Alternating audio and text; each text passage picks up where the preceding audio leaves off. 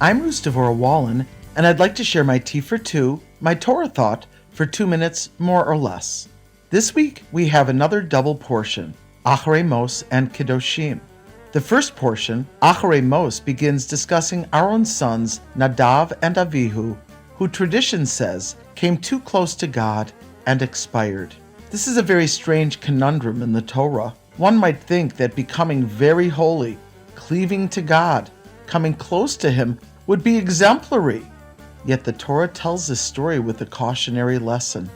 The Parsha continues with the discussion of Aaron HaKohen, the high priest, as well as sacrifices. Then it goes to the laws of incest and other sexual taboos.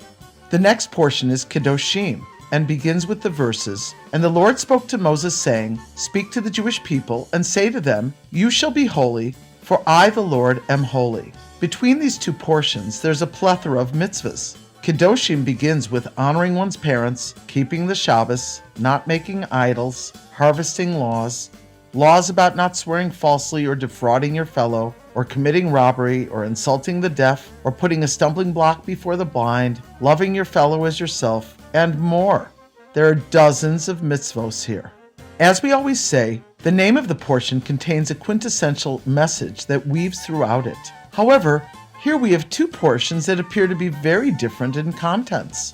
What might be the connection and what can we learn about it? In our first portion, we learn that although Aaron's sons tried to do what they thought was right, they were mistaken. Some people might think, if holiness and spirituality are good, then more holiness and more spirituality is better, right? No. The lesson that we learn is that the Torah is meant to be lived down here in the world and in the here and now. Not in heaven and in the spiritual realms. In Yiddish, nicht chapen malachim, not grabbing angels. We need to make a dwelling place for holiness down here in the lower realms. Our sages teach that when the Torah was given, this act brought the upper and lower realms together. Since the giving of the Torah, we are able to bring godliness into the world and can elevate the mundane for a loftier purpose. The second portion, Kedoshim, begins with the words, "You shall be holy, for I, the Lord God, am holy." But this portion has very many mundane and basic mitzvahs in it. The many commandments in this portion are between people, civil laws, ethical laws between human beings. God says we should be holy with these mitzvahs because He is holy. How interesting. Here is the exact same lesson we just learned. You might think that in a portion called Holy Ones, very lofty and mystical things would make you holy.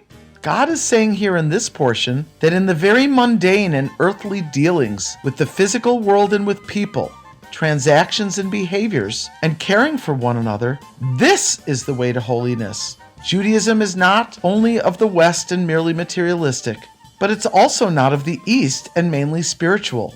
Judaism's balance, when done properly, is to take the mundane and lowly and to elevate it to its best level, then take godliness and bring it down here into our world. This is the thread connecting the two portions. Reach for the stars while staying connected down here. May we all be able to find the sacred balance in our lives.